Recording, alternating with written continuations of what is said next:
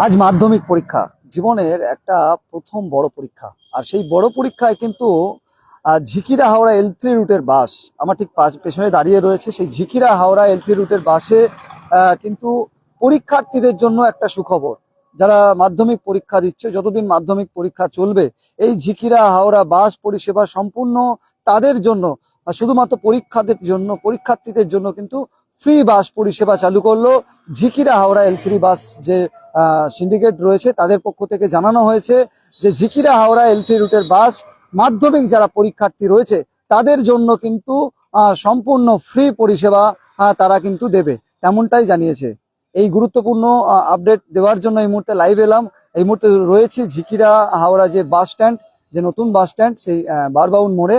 আর আপনাদের জানিয়ে রাখি, আবারও একবার বলে রাখি, যারা মাধ্যমিক পরীক্ষা দিচ্ছেন, যারা ঝিকিরা হাওড়া বাসে করে যাবেন ভাবছেন, তাদের জন্য কিন্তু অত্যন্ত একটা খুশির খবর।